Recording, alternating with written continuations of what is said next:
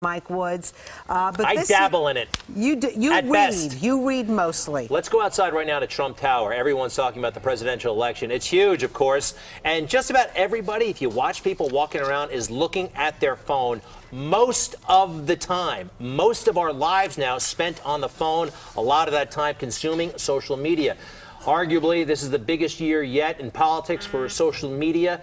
Donald Trump, I think, has dominated the political dialogue in large part because of his tweets. Yeah, totally. But I have to say, I learned about Twitter from President Barack Obama. I think he was the one who put it on my radar. And we're looking at a Facebook feed. Facebook has come under fire this year. Hey, is that loaded? Does it skew one way or the other? Let's bring in two experts. We're going to talk more about social media and its effect on 2016. Chris Dessi, the founder and CEO of Silverback Social, and Dan Costa, editor-in-chief, PC Mag Digital Network. Welcome to you both.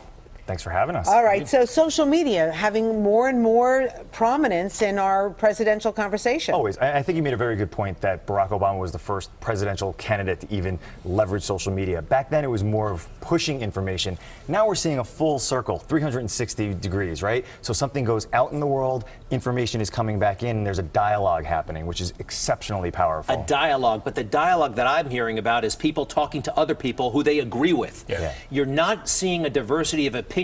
Facebook figures out who you are, what you like, and shows you more of it.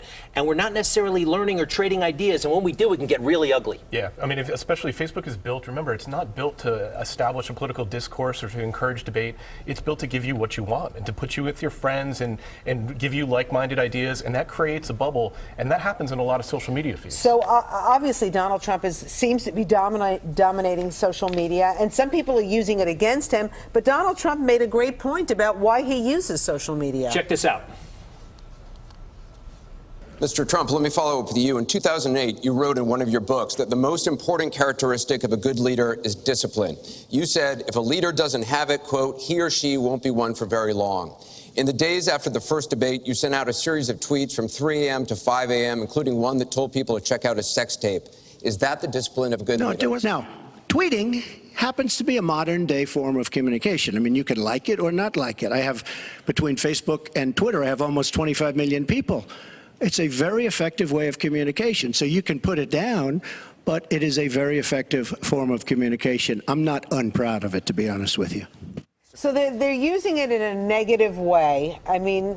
Hey, listen, Donald Trump, for whatever your political proclivity may be, understands media. He understands how to convene the conversation. He doesn't necessarily understand that he can't control that conversation, but he's out there having the discourse as it's happening. 3 to 5 in the morning, I don't know whether that's certainly recommended to be doing, but he understands that people are listening to what he's tweeting. But you guys work in this every day. Do you think it's changing our personalities? Because now when we disagree with somebody, not only do we disagree with them, we kind of tend to hate them. I'm not talking about we, but you see it. The vitriol, the venom that people express to each other online is shocking, but then again, it's every day now. Yeah, it's amazing, and I think actually Trump has really shown us, he's really created some of that grammar. I mean, his tweets, they have their own style, they have their own sound, the way he punctuates it, he delivers a message in those characters that's like incredibly concise, and it's amazing. But let's talk about the people who are consuming these tweets, because they're also pushing vitriol, and it's from both sides, Chris. Oh yeah, I mean it's like putting a flame into a room full of dynamite, and then boom, it explodes,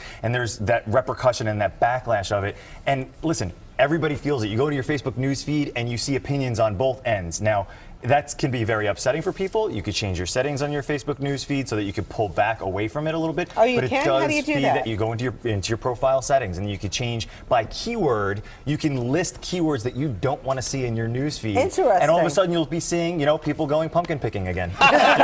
You know what's kind of interesting? I mean, we get people, and we love when you tweet us and Facebook us.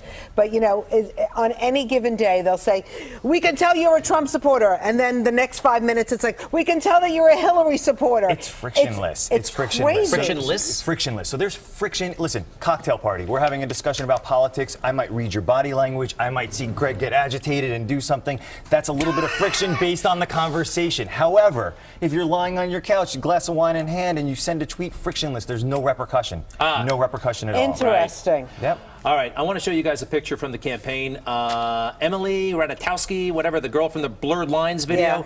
This one image, I think, was more effective than any multi-million-dollar ad buy media. Was she showing her assets? When No, she wore she's all this covered up. shirt, this was, I think, a borderline game-changing moment, or seriously fueled Bernie's rise. It was just one picture on Instagram, and it went ultra viral. Really? It was incredibly powerful, and it basically validated his whole campaign. It showed that he was getting this very high-profile support, and he couldn't have created that moment if he tried. This is the thing about social media, is that you see these viral memes pop up. You know, that's something that a political consultant would love to be able to create, but it needs to grow organically and just sort of surface up.